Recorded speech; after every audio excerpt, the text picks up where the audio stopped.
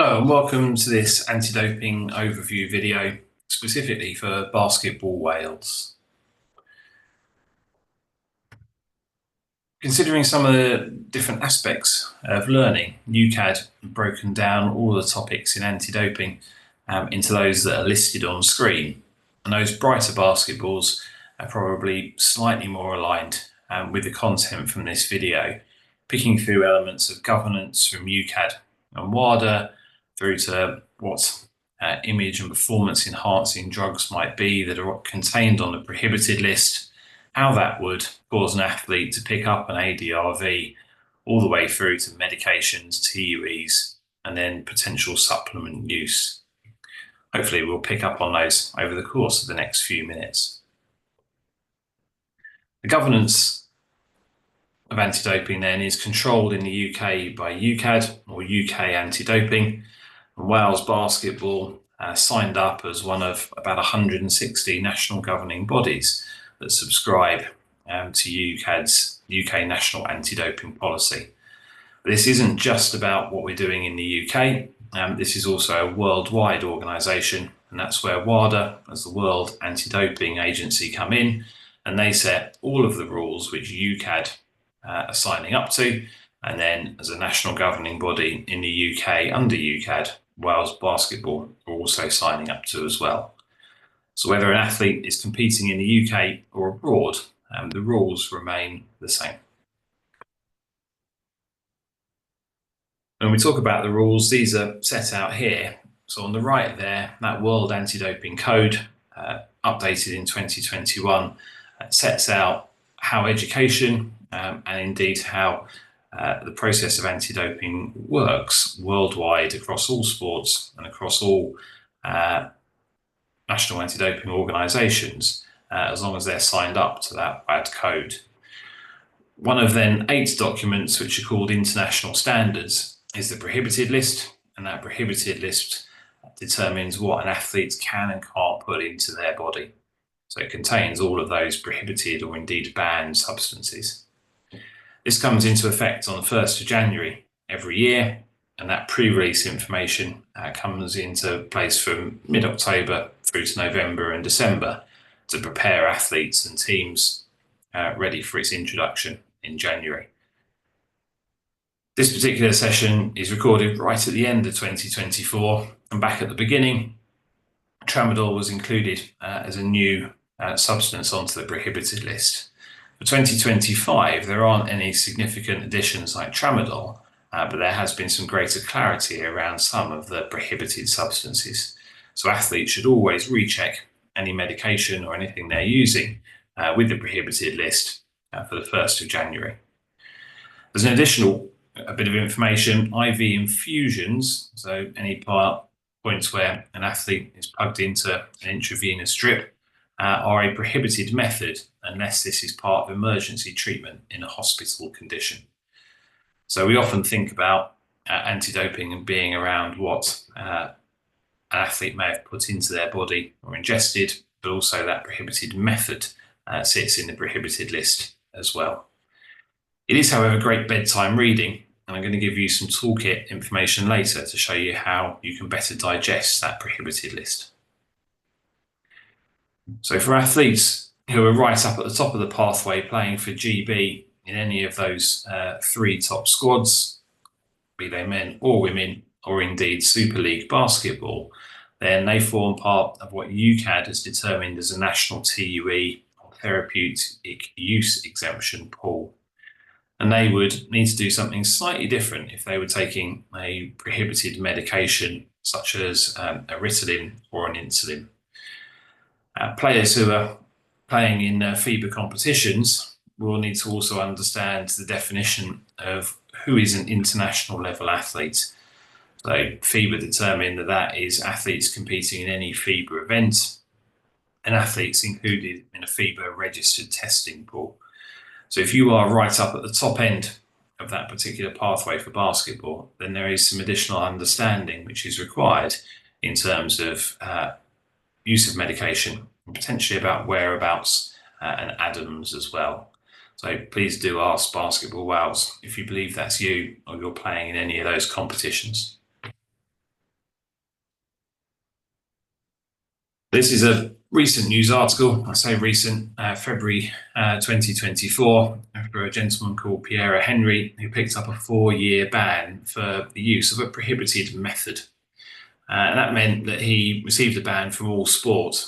So he was a good basketball player. He couldn't go and play hockey, couldn't take up swimming. It is a ban from all competitive sport.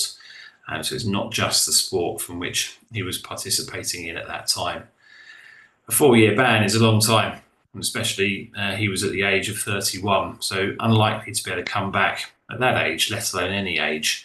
So understanding how to make sure that we're doing all the right things and making the right choices is important in avoiding something which is called an anti-doping rule violation. Now, these are the anti-doping rule violations, or ADRVs. There are 11 of them. We often consider that presence and use as being the big part of anti-doping in clean sport, an athlete using a prohibited substance. But actually, the top 4, presence, use, refusing, and failure, all apply to athletes and athletes alone. So there are multiple ways in which you can pick up an ADRV. The bottom 7 on there, from tampering all the way down to whistleblowing, are applicable to athletes, but also athlete support personnel, so coaches, doctors, physios, parents and carers as well. So understanding that there's a variety of different ways in which an athlete, or indeed those athlete support personnel, can pick up an ADRV is key in making the correct decisions and choices as we move through our sporting careers. That term strict liability at the bottom there applies to our athletes, as they are liable for anything that they put into their body, and that's regardless of their age.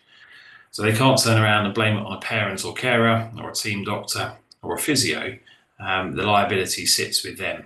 Those other people may also pick up a ban, but not in the same way that our athletes would do. I mentioned about this toolkit, which helps us demystify some of the contents of the prohibited list. The prohibited list is not a document you're going to read from cover to cover. It just contains an awful lot of information. So by using these tools that are on screen, we can break down and find out a little bit more about what is actually contained in that prohibited list that's specific to an athlete or specific to basketball. So Informed Sport, Global Dro, the TUE Wizard, Protect Your Sport, and 100% Me are 3 elements of that. 5 elements of that toolkit that we can use in order to support our understanding. And I'm going to look at those now. So supplements, we wouldn't recommend for anyone under the age of 18. And we're certainly wanting to adopt a food first approach where possible if we believe that we're deficient in any nutritional element. If, however, an athlete chooses to use a supplement, they should do their checks on Informed Sports as an element of risk mitigation.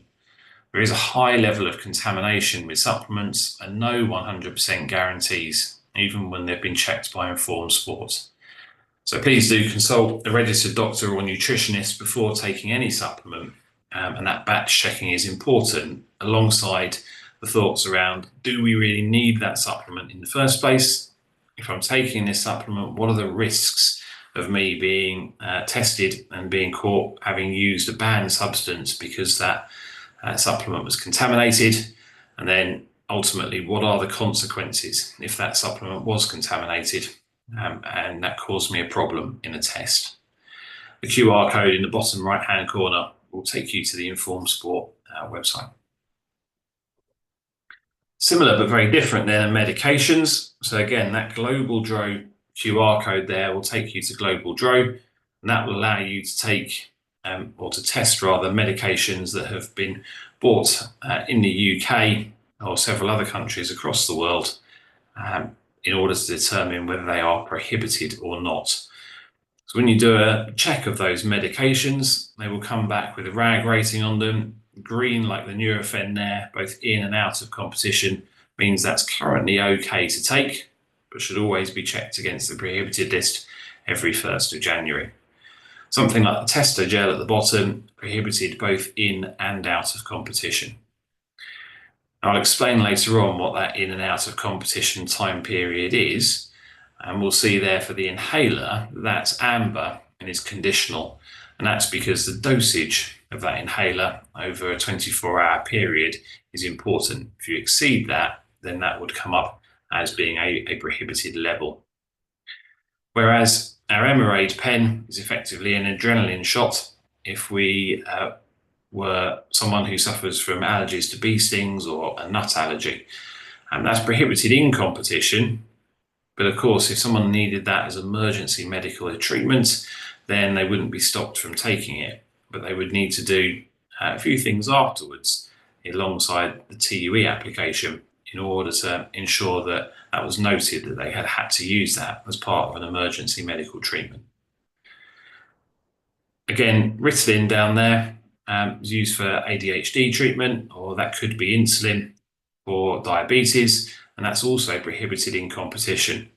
But neither of those two medications or Emerade pen or EpiPen should be withheld from an athlete if they need to use them. We want to prioritise athlete health wherever possible. So that little TUE wizard icon in there is available on UCAD's website, and you can search the medication, the sport that you're playing in, the reasons that you need to use that medication in order to determine whether you need to apply for a TUE in advance of taking the medication or retroactively afterwards. So broadly, considering who those TUE pool athletes were on screen at the beginning, our younger athletes would apply, in this instance, retroactively, but our athletes who are in GB squads or are competing at a higher level on that pathway may need to consider that TUE in advance, dependent on the competition. So please do speak to Basketball Wales or consult those competition rules to determine whether that is you or indeed your children, if that is the case. Protect Your Sport then is a way of confidentially reporting any concerns you have around doping to UCAD. And this is run through Crime Stoppers as a confidential and can be anonymous process. There is an email and phone line and also an online form which have been available for ages, and then a new WhatsApp and text message service as well. On your phones, it is possible to download the 100% Me app or Clean Sport app, and that contains everything that's in this video and loads more information as well. And it's a great check and test for any questions which may be asked.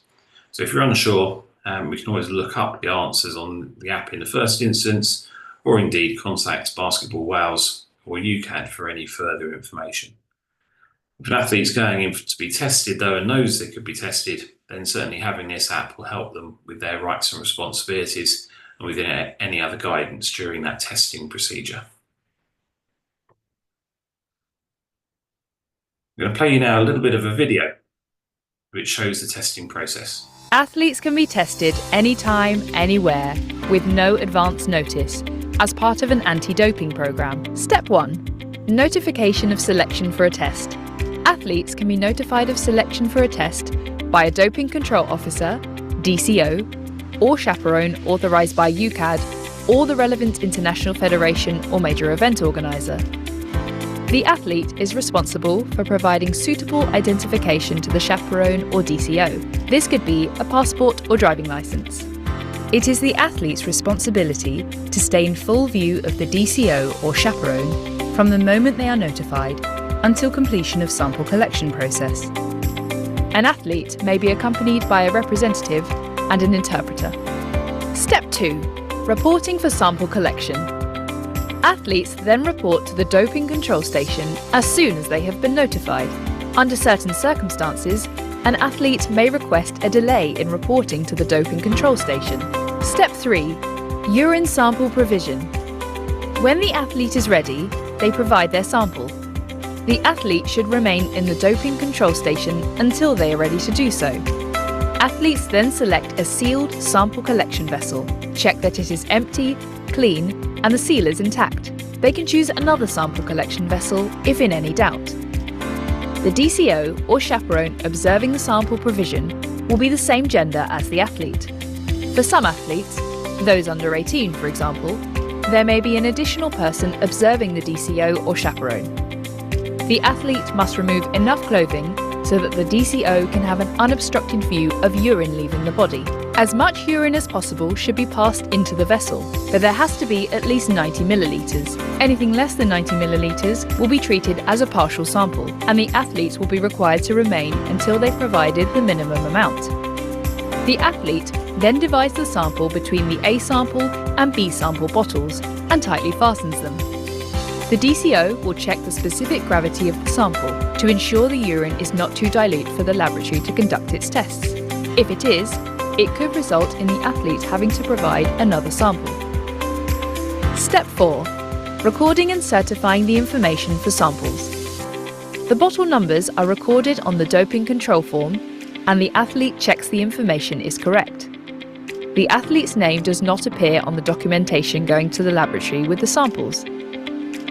At this point, the athlete will be invited to declare any supplements or medication taken during the past 7 days, include any comments they have on the experience on the doping control form, and confirm if they give consent for their sample to be used in anonymous research.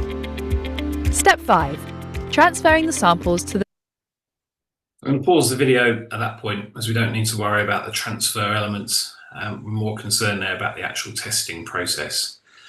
So testing can happen at any time, any place, and age isn't a barrier. So any athlete can be tested who is registered with a national governing body. We spoke earlier about that in competition and out of competition times, and in competition is 11:59 the night before a game. So if an athlete was competing on a Saturday afternoon, that in competition period would begin at 11:59 just before midnight on Friday. That runs all the way through to the end of the competition and the closing of doping control. Out of competition is then any other time when athletes are training or indeed not competing. The detection of image and performance enhancing drugs is alongside things like social drugs. So cannabis and ecstasy, for instance, would also be picked up by a doping control test, and an in-competition test would also potentially lead to a ban for those social drugs. That testing by UCAD in the UK is normally on blood or urine. So urine may be done individually, blood and urine tend to come together. Or there is a process, a newer process called dry blood spot testing, but we're not seeing so much of that in the UK at the moment.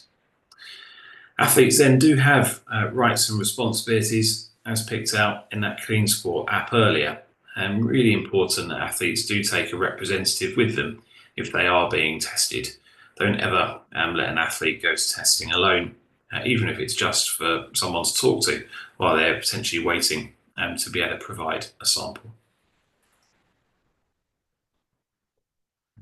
So finally, in terms of the signposting, we want to consider the idea that a player is on that free throw line and they've done everything possible in their preparation to make sure they hit that basket when they take the shot. And similarly, if an athlete is called for testing, we want to make sure that they've done everything possible to make sure that they give a clean sample. So that use of Informed Sport or Global Drone for supplements and medications, accessing that TUE wizard if a medication is a long-term medication which an athlete is using, or indeed accessing Protect Your Sport to report any concerns is important. And that 100% Me app, or indeed UCAD's website, is there to also guide athletes, parents, carers and ASP in any information they need around that anti-doping process.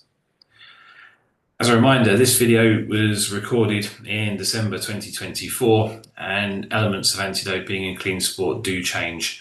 So please do consult UCAD's website or the 100% Me app for updates if you're viewing this video outside of this time period. Many thanks.